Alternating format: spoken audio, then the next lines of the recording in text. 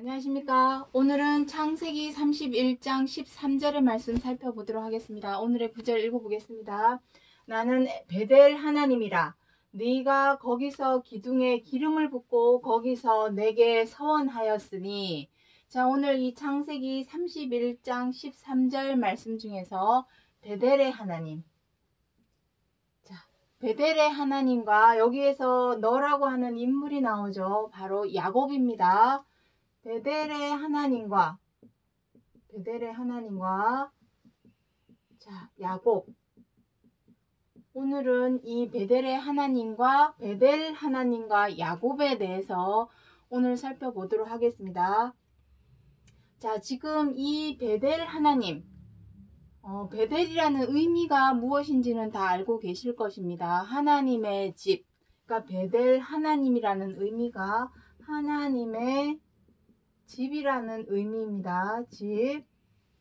자, 집은 어떤 곳입니까? 집은 쉬기도 하고 안식도 하고, 그러니까 쉬는 것이 안식이죠. 쉬기도 하고 안식도 하고 위로를 주는 곳이 바로 집이라는 곳입니다. 우리가 세상에 나가서 사회생활을 하면서 있어지는 여러 고통, 외로움, 고단함, 이 모든 것을 안아주는 곳이 바로 집이죠.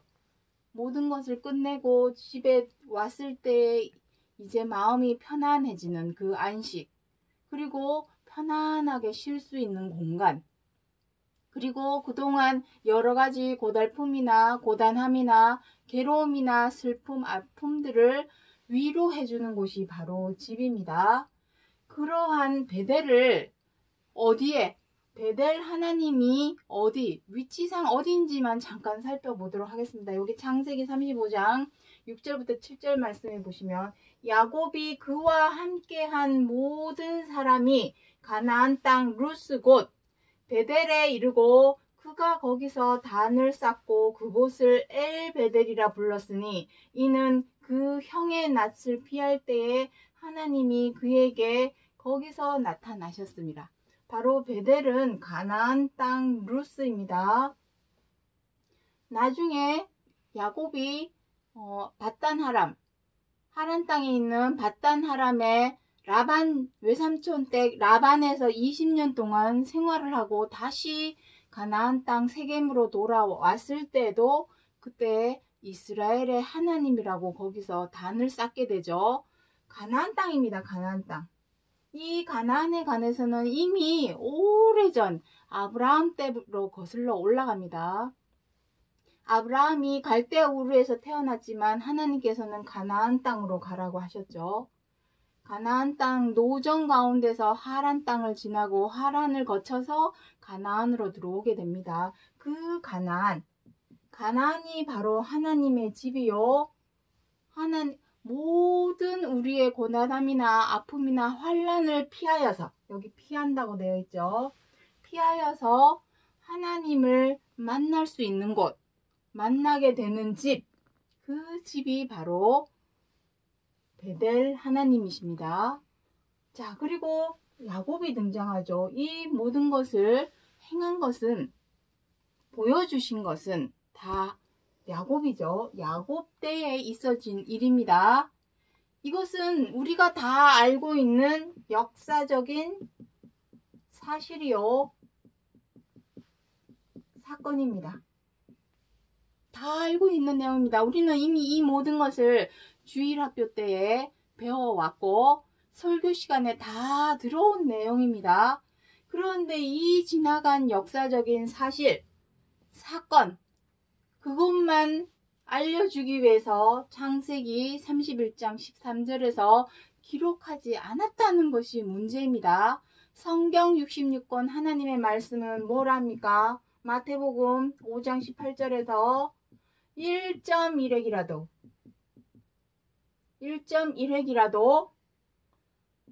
다 이루시겠다고 하시는 약속의 말씀입니다. 약속의 말씀. 다시 말해서 역사적인 사실 사건으로만 우리가 배워오고 또 들어왔던 것들은 이거는 부분적인 초보입니다. 부분적인 초보. 초보를 가르치는 선생을 몽학선생이라 합니다. 그렇지만 중요한 것은 우리가 언제까지 초등학문에만 머물러 있어야 하느냐. 다시 말해서 역사적인 사실 사건으로만 알고 있는 것은 초보 학문이요. 초보 아래에 있는 것이요. 몽학선생 아래에 있는 것이기 때문에 우리가 하나님을 찾아가기 위해서는 반드시 온전한 차명상을 알아야 합니다. 차명상이 있다라는 것이죠. 그것이 바로 이 약속입니다. 약속. 이 말씀, 베델의 하나님과 야곱에게서 하나님께서 약속하신 약속의 말씀, 그거까지 아는 것이 온전한 차명상입니다. 이것을 우리는 무엇이라 합니까? 완전한 데라. 완전한 데. 히브리서 6장 1절부터 2절 말씀에 보면 완전한 데. 초보 아래에서 완전한 데로 나아가라 하는 말씀이 기록이 되어 있습니다. 그 완전한 데가 바로 이 베델의 하나님 야곱에게서 말씀하여 주신 그 역사적인 사실 사건이 도대체 우리에게 무슨 약속을 주셨는가? 그것까지 아는 것이 온전한 차명상이요. 완전한 대로 나아가는 것입니다. 우리가 부분적으로 알아서는 절대로 하나님을 찾아갈 수가 없죠. 부분적인 부분만 알고 그것을 하나님의 모든 것이라 생각한다면 그것은 큰 오산이 되겠죠. 완전한 것을, 완전한 데를 알아야 우리가 하나님을 향하여 찾아가는 길, 베드로전서 3장 21절에 기록하고 있습니다. 선한 양심으로 바뀌어서 하나님을 향하여 찾아가는 길에 있어야 된다라고 기록을 하고 있습니다. 그러기 위해서는 이 속에 베델의 하나님과 야곱을 통하여 하나님이 약속하신 그 말씀, 역사적 사건의 차원이 아니라 역사적인 사실에 접근하는 것이 아니라 그것은 이미 다 배웠습니다. 수십 년간 배워왔습니다. 100년. 우리나라 기독교 역사가 100년이 넘습니다. 100년 동안 계속 이 부분적인 초보만 닦아왔죠. 이제는 언제까지 이 초보 아래에 있을 것인가? 이제는 온전한 차명상이 있는 완전한 대로 나아가야 할 시대가 왔다라는 것을 이제는 인지하고 자각을 해야 한다는 의미입니다. 그러한 의미에서 오늘 말씀 살펴보도록 하겠습니다. 자, 창세기 먼저 35장 10절 말씀 보겠습니다. 너의 이름을 다시는 야곱이라 부르지 않고 이스라엘이 내 이름이 되리라 하시고 그가 그의 이름을 이스라엘이라 부르시고. 자, 하나님께서는 야곱을 통하여 베델에 단을 쌓게 하시고, 먼저는 단을 쌓는다라는 의미는 장막을 지었다라는 의미입니다. 장막은 우리 이미 지난 시간에 다 말씀을 드렸지만 장막에 하나님께 제사함, 속죄제, 제사를 드리는 곳입니다. 제사 드리고 예물을 드리는 곳, 그곳에 단을 쌓는 것입니다. 쌓은 그곳을 엘베델이라 부른 그곳에서, 그곳은 가나안이라 했습니다. 가나안 땅, 거기에서 이스라엘이라, 야곱의 이름을 다시는 야곱이라 부르지 않고 그 이름을 이스라엘이라 부르셨다 했습니다. 자, 야곱이라 하면 안 되겠죠. 이제는 이스라엘이라 표현을 해야 합니다. 그래서 베델의 하나님과 이스라엘이 오늘날 우리에게는 그리스도가 두 번째 다시 오시겠다 하는 약속이 남아 있습니다. 과연 그 남아있는 우리들에게 베델의 하나님과 이스라엘에 대한 하나님의 약속의 말씀이 무엇인가? 그것을 알아야 한다라는 것입니다. 자, 이스라엘의 의미가 무엇입니까? 자, 이 부분은 이제 지우도록 하겠습니다. 자, 이스라엘이라는 의미는 지난 시간에 우리가 지난 시간에 아직 안 들어갔나요? 32장에 나옵니다. 창세기 32장. 자, 다음 시간에 요 내용은 배울 것입니다. 이스라엘이라고 하는 이름이 처음 등장하는 말씀입니다. 이스라엘. 자, 이스라엘이라는 의미는 하나님과 사람과 더불어 싸웠습니다. 씨름을 했죠. 누구와? 야곱과 씨름을 해서 야곱이 이겼습니다. 야곱이 이김으로 얻은 이름입니다. 이스라엘이라는 이름은. 그래서 이스라엘은 이긴 자라는 의미입니다. 이긴 자. 자, 중요한 것은 베델의 하나님, 그리고 그 베델의 하나님이 하나님의 집에서 야곱의 이름을 이스라엘이라 하시고 다시는 야곱이라 부르지 아니하시고 이스라엘이라 부르신 이유는 바로 이겼기 때문이죠. 무엇과 싸워서 이겼을까요? 여기서 씨름을 했다라고 표현을 하고 있지만 이것은 다 역사적인 사실이죠. 사실이요, 사건입니다. 무엇을 이겼는가? 중요한 것은 이것이죠. 무엇과 싸워서. 여기서 사람이라고 표현은 해놓았지만 어떤 사람이냐? 무엇과 싸워서 이겼느냐? 온전한 차명상을 알아야 되겠죠. 온전한 차명상. 이 차명상을 알아야만이 우리도 싸움의 대상을 정해서 이겨야 되겠죠. 이겨야만이 이스라엘이 될 수 있습니다. 우리가 이스라엘이 되어야 하는 이유는 다음 시간에 또 설명이 들어가지만 계시록 21장 10절에 보면은 하늘에서 내려오는 예루살렘 성이 등장합니다. 하늘에서 내려오는 예루살렘 성. 예루살렘 성. 이것을 우리는 하나님 나라 천국이라고 합니다.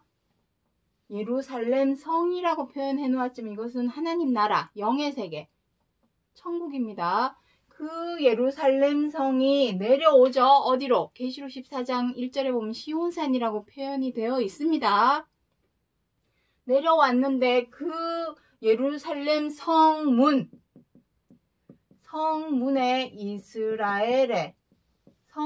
이스라엘의 이름들이 적혀 있습니다. 이것이 진정한 이스라엘입니다. 오늘날 그리스도께서 두 번째 다시 오신다고 하는 시점에 이 이스라엘을 전하고자 알려주고자 해서 창세기 31장 13절에서 이스라엘에 관하여, 창세기 32장 28절에서 이스라엘에 관하여, 35장 10절에서 이스라엘에 관하여 기록하고 있는 말씀입니다. 어떤 역사적인 사실, 사건, 그거 하나 알려주려고 이스라엘에 대해서 이렇게 여러 번 쓰고 있는 것이 아니라 오늘날 그리스도께서 두 번째 다시 오시는 요 시점에, 오늘날 이 세상 끝 마지막 때에 이스라엘이라는 이름을 주시는데, 이스라엘이 되기 위해서는 어떻게 해야 됩니까? 씨름을 하게 되고 그 씨름에서 반드시 이겨야 합니다. 그럼 무엇이냐라는 것을 알아야 되겠죠. 야곱이 하나님의 사람과 싸워서 이겨서 이스라엘의 이름을 얻었어. 그 자체가 중요한 것이 아닙니다. 그 역사적인 사실만 알고 있는 것은 부분적인 초보의 말씀입니다. 중요한 것은 어떻게 하면, 무엇과 씨름해서 이기면 이스라엘의 이름을 얻을 수 있는가? 그 차명상을 우리가 알아야만이 하나님을 향해서 찾아갈 수가 있다는 것입니다. 자, 그렇다면은 이 이스라엘에 대해서 이제 하나하나 짚어보도록 하겠습니다. 자, 갈라디아서 4장 22절부터 24절 말씀 먼저 보도록 하죠. 자, 기록된 바 아브라함이 두 아들이 있으니 하나는 계집종에게서 하나는 자유하는 여자에게서 사라, 하갈, 그 사이에서 아들을 낳았죠. 제가 요 중간 부분은 생략을 했습니다. 하시면서 이것은 비유니. 자, 이거 또 여기 또 지우도록 하겠습니다. 아브라함에게 두 아들이 있습니다. 계집종, 여종에게서 얻은 여종 하갈에게서 얻은 이스마엘과 자유하는 여자 사라에게서 얻은 이삭 둘이 있습니다. 자, 아브라함에게 이스마엘이고, 이거는 여러 차례 했습니다. 여러 차례 설명을 했음에도 불구하고 또 설명을 하고 또 설명을 하는 이유는 우리가 지금까지 이것을 다 역사적인 어떤 사실 사건으로만 접근을 하였고 그것을 배워왔고 들어왔기 때문에 이 부분이 너무나 생소하기 때문에 자꾸만 설명을 드리는 것입니다. 이해를 돕기 위해서, 이해를 하게끔 하기 위해서 이거를 이해해야 합니다. 반드시.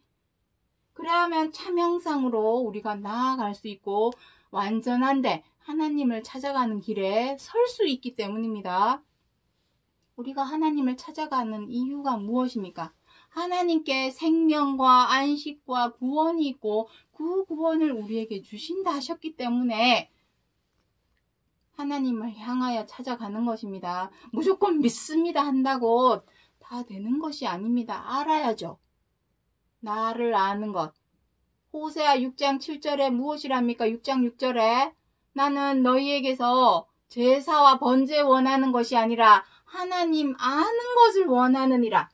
그렇게 기록을 하고 있습니다. 아는 것도 부분적으로 알면 안 되죠. 부분적인 초보적으로 아는 것이 아니라 온전한 참형상을 알아야만이 하나님을 향해서 찾아갈 수가 있습니다. 자꾸 얘기가 길어지죠. 자, 이삭. 두 아들이 있습니다. 이것은 비유니 하는 것은 무슨 의미입니까? 참형상은 따로 있다라는 의미입니다. 우리가 지금까지 두 아들에 대하여 모르는 사람이 누가 있습니까? 아브라함에게 이스마엘과 이삭이 있어. 두 아들이 있어.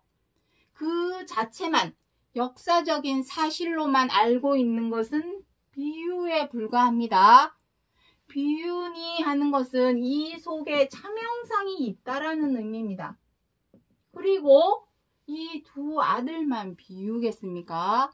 이 아브라함에 대해서도 뭔가 감추어진 비밀, 비유가 있다라는 것입니다. 자, 갈라디아서 이거 다 앞부분에서 했던 내용이지만 다시 짚으면서 이제 길이 잡히는 것입니다. 자꾸만 뒤에가 딱지가 안 지도록.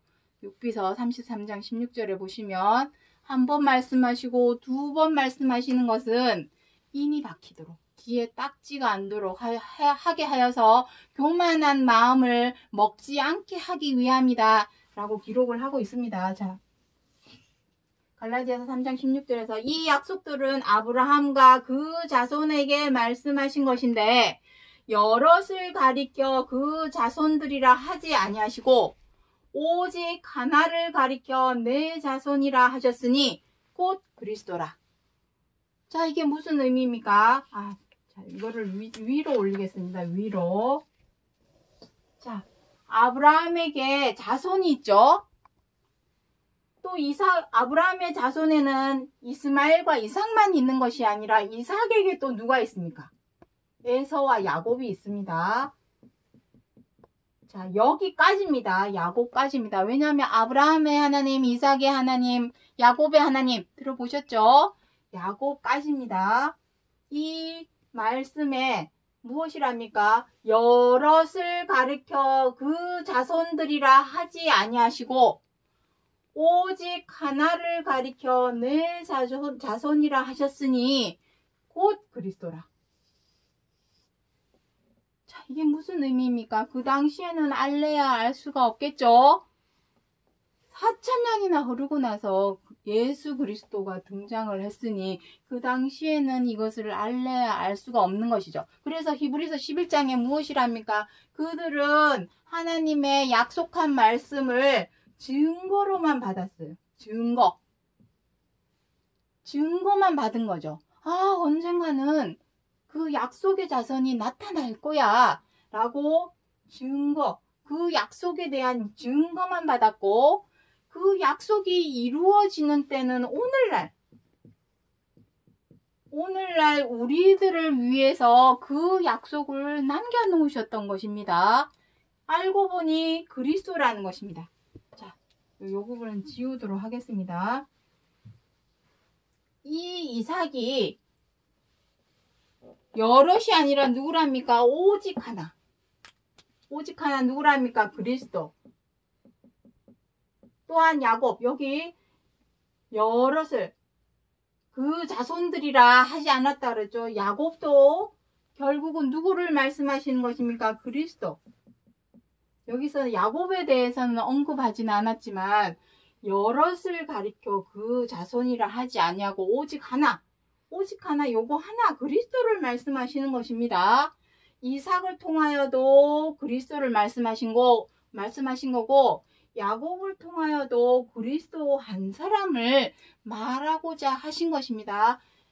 아브라함과 그 자손은 이삭만 있는 것이 아니죠. 야곱도 있었습니다. 요렇게 첫 번째, 두 번째, 세 번째, 요렇게 되죠.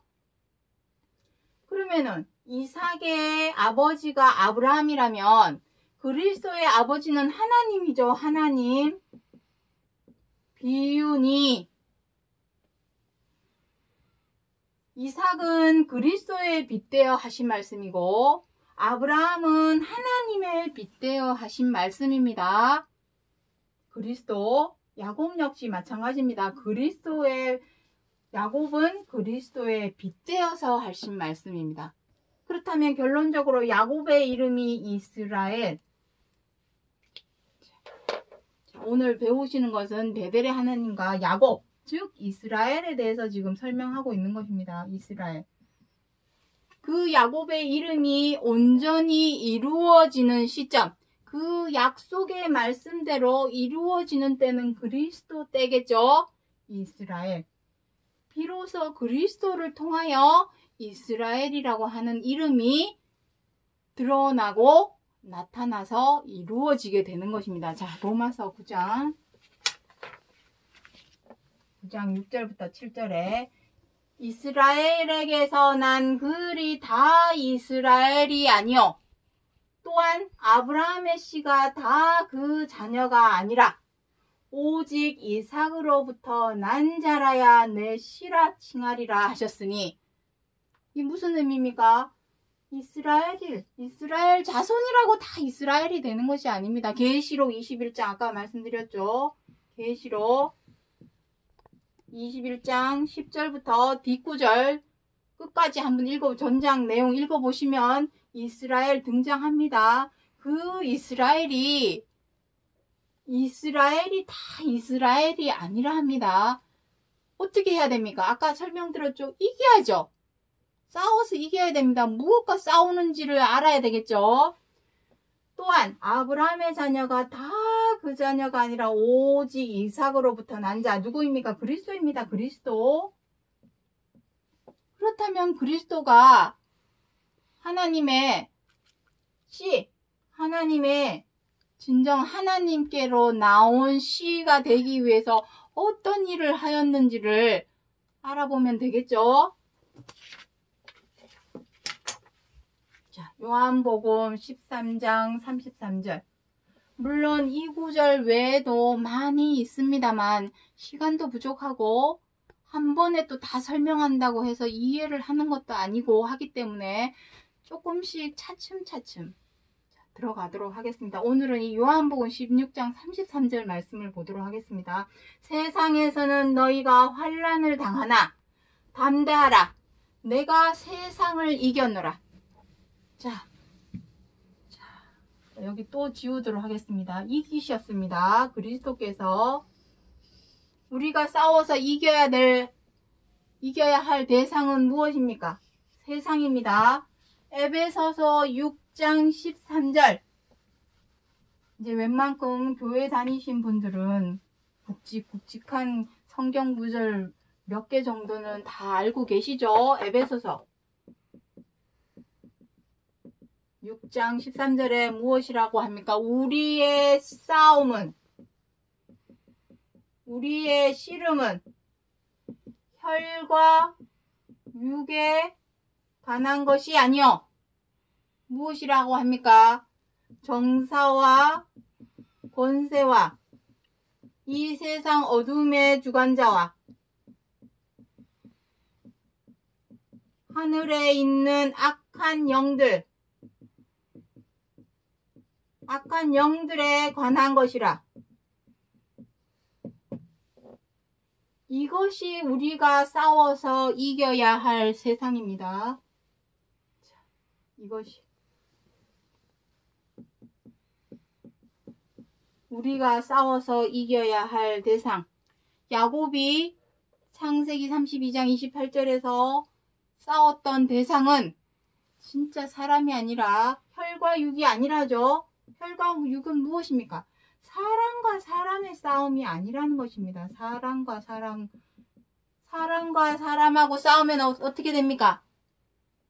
또 다른 보복, 또 다른 복수, 또 다른 전쟁, 악순환만 반복됩니다. 사람과 사람이 싸우면 우리가 싸워야 할 대상은 사람이 아니죠. 저 사람이 밉다고 미워하고 마음에 안 든다고 비방하고 못마땅하고 함부로하고 언짢다고 갑질하는 그러한 사람과 사람이 싸우는 것이 아닙니다. 치고받고 사나워져서 싸우고 이러한 거 아니죠. 그러한 싸움이 아니라 무엇이라는 겁니까? 정사와 권세와 세상 어둠의 주관자들. 누구입니까? 정사. 어떤 정사? 악한 정사, 악한 권세. 이러한 것과 싸워 이기는 것이 바로 세상을 이기었노라 하는 것입니다. 악한 정사, 악한 권세, 악한 영들은 다 무엇입니까? 마귀죠. 마귀짓이 무엇입니까? 마귀짓. 마귀짓은 다른 것이 아니라 내가 저 사람이, 상대방이 마음에 안 들다고 미워하고 원망하고 분노하는 것. 내 뜻대로 내 마음대로 안 된다고 회방하고 비방하고 사나워져서 다투는 것. 못마땅하다고 함부로 대하고 갑질하는 그것이 마귀짓입니다. 마귀짓은 우리가 죄를 범하는 거, 범죄, 죄를 범하고 악행하는 것이 바로 마귀짓입니다. 이러한 것이 정사요, 권세입니다. 더 자세한 내용은 다음 시간에 설명드리도록 하겠습니다. 우리가 싸워야 할 대상은 이것입니다. 사람과 사람 간의 싸움, 전쟁. 우리는 평화를 외쳐왔지만 지금까지도 여기저기에서 각종 테러와 전쟁과 복수가 일어나고 있습니다. 칼로 싸우는 자는 칼로 망한다 했습니다. 마태복음에 기록을 하고 있죠. 사람과 사람과의 싸움이 아니라 악한 영과의 싸움입니다. 그 싸움에서 이기심으로 그리스도께서는 이스라엘이 되신 것입니다. 그리고 두 번째 다시 오시는 이유는 이스라엘 집에 잃어버린 양, 다시 말해서 이러한 악한 영들과 싸워서 이긴 우리들, 그러면 그리스도를 본받아야 되겠죠. 어떻게 싸워서 이겼는지는 사복음서에서 아주 구체적으로 기록을 하고 있습니다. 서로 사랑하라. 결국에는 하나님의 말씀의 키워드, 서로 사랑하라. 그거 하나 행하는 것이 이기는 것입니다. 세상 어두움의 주관자들, 악한 정사 권세, 이기는 것은 바로 그것이 이기는 것이요. 이미 그리스도께서 그 이기는 이김의 본보기를 사복음서에서 실천하여 보여주신 것을 우리는 그것을 쫓아 행하여야만이 우리 또한 이긴 자가 될 수가 있고 이스라엘이 될 수 있는 것입니다. 정리하겠습니다. 자, 창세기 31장 13절에서 베델의 하나님, 하나님의 집이라는 의미입니다. 하나님의 집은 어디입니까? 하나님의 집은 저 하나님 나라 천국이죠. 하지만 그 천국은 눈에 보입니까? 눈에 보이지 않는 저 천국을 어쨌든 그 천국 사복음서에서 서기관 바리새인들이 그리스도께 뭘 합니까? 천국은 어디 있습니까? 물었죠. 그랬더니 그리스도께서 뭐라 했습니까? 네 마음속에 있느니라. 맞습니다. 보이지 않는 우리가 하나님의 집입니다. 하나님의 장막이 땅에 있는 장막 우리를 집으로 성전으로 삼아서 거처를 함께 하고자 하는 것이 하나님의 이 성경 6권을 우리에게 주신 빅 픽처, 큰 그림이라는 것입니다. 그 하나님의 집에 야곱이 장막을 치고 단을 쌓았습니다. 그리고 그곳에서 이스라엘이라고 하는 이름을 하나님께서 주셨습니다.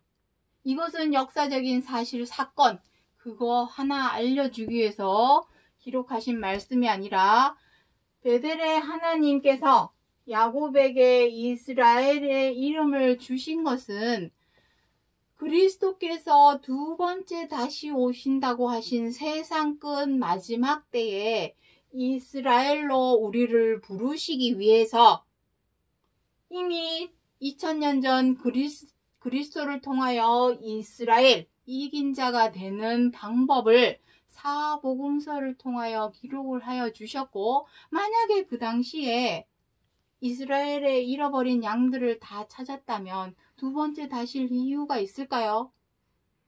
너나 할 것 없이 그리스도를 어떻게 했습니까?